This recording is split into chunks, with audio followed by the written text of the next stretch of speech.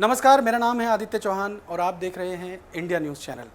जम्मू कश्मीर से धारा 370 को हटे 1 साल पूरा हो गया है। 5 अगस्त 2019 को धारा 370 और 35 से निरस्त की गई थी, यानी जम्मू कश्मीर को जो स्पेशल स्टेटस मिलता था वो ख़त्म हो गया था। और तभी से पाकिस्तान लगातार बिलबिला रहा है, तिलमिला रहा है। वो दुनिया के कई मंचों पर जाकर के इसके खिलाफ आवाज़ उठाने की कोशिश कर रहा है, लेकिन हर जगह से उसको नाउम्मीदी मिली, हर जगह से उसकी आवाज़ को नकार दिया गया, पाकिस्तान को अनसुना कर दिया गया।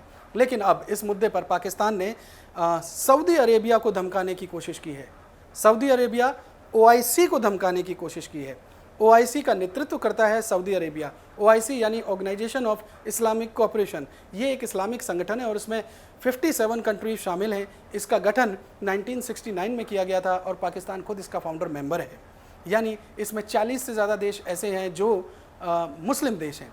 और अब पाकिस्तान ये कह रहा है कि अगर ओआईसी ने विदेश मंत्रियों की काउंसिल की बैठक नहीं बुलाई तो वो इमरान खान से इस बात की रिक्वेस्ट करेंगे कि दुनिया के जितने भी इस्लामिक कंट्रीज़ हैं उनका एक अलग से सत्र बुलाएं और धारा 370 हटाए जाने के खिलाफ वो भारत के खिलाफ एक माहौल बनाएं और तमाम मुस्लिम देशों को भारत के खिलाफ खड़ा करें।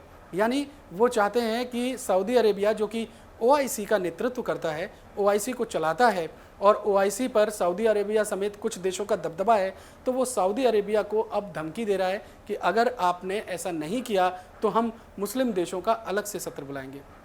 जम्मू कश्मीर से जब 370 हटी तभी से लेकर के पाकिस्तान ने न केवल यूनाइटेड नेशन बल्कि ओआईसी से कई बार इस बात की गुहार लगाई, इस बात को कहा कि आप भारत के खिलाफ आवाज़ उठाइए और जो ये संगठन है इसके तमाम मुस्लिम देशों को भारत के खिलाफ जाना चाहिए। लेकिन ओआईसी पाकिस्तान का मोहरा नहीं बना, पाकिस्तान की चाल में शामिल नहीं हुआ। ओआईसी अब भी इस बात को अनसुना कर रहा है, चूँकि ओआईसी जानता है कि ये पाकिस्तान की एक चाल है, जबकि जम्मू कश्मीर जो मामला है वो भारत का अंदरूनी मामला है। 370 और 35 को हटाना भारत का आंतरिक मामला है, लेकिन पाकिस्तान इसे नहीं मानता।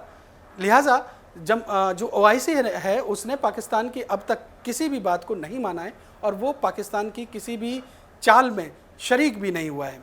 देखिए, सऊदी अरब के भारत के साथ बहुत अच्छे रिलेशन हैं।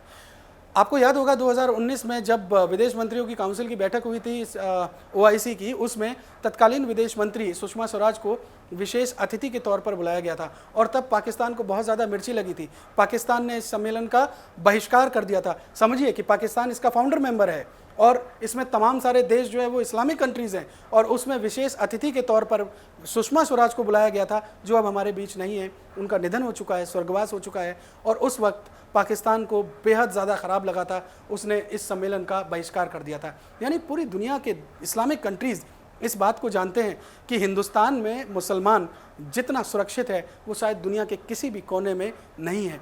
जितनी आज़ादी हिंदुस्तान में मुसलमानों को है वो दुनिया में किसी कोने में नहीं है। इसलिए ओआईसी पाकिस्तान की हर आवाज़ को अनसुना करता है, उसको खारिज कर देता है।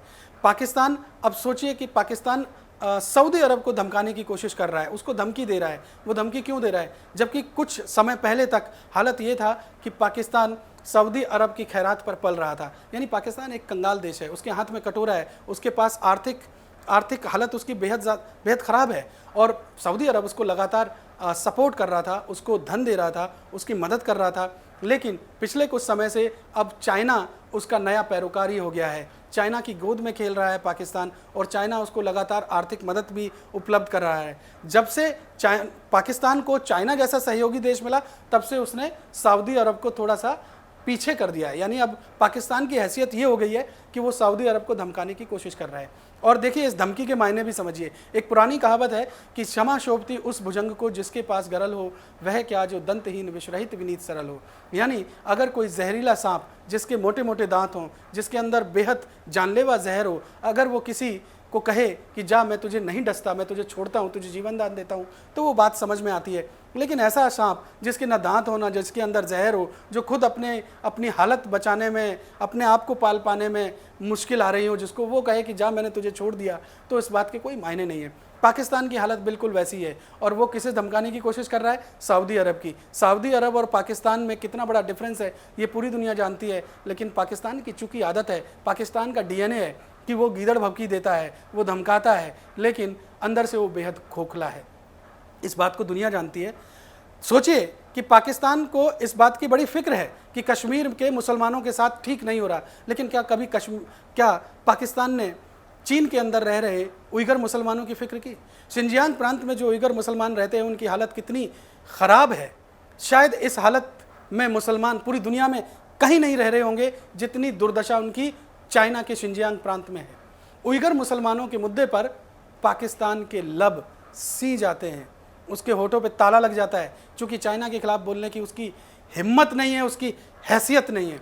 लेकिन कश्मीर के मुद्दे को वो हमेशा उठाता है, कश्मीर का रोना वो हमेशा गाता है, और ये आगे भी लगातार यूं ही जारी रहेगा। पूरी दुनिया इस बात को समझ चुकी है, इसीलिए वो पाकिस्तान की बात पर कभी ध्यान नहीं देती। OIC भी इसीलिए पाकिस्तान की बात को नज़रअंदाज कर रहा है। इस मुद्दे से जुड़े और भी जो अपडेट्स होंगे वो आपको लगातार देते रहेंगे। आपको ये वीडियो कैसा लगा, आप हमारे कमेंट बॉक्स में जाकर के ज़रूर लिखिएगा। अगर आप चाहते हैं हम किसी और मुद्दे पर भी वीडियो बनाएं जो आप जानना चाहते हो, तो वो भी आप हमें लिखिए, और इस वीडियो को ज़्यादा से ज़्यादा शेयर कीजिए, हमारे चैनल को सब्सक्राइब कीजिए। नमस्कार।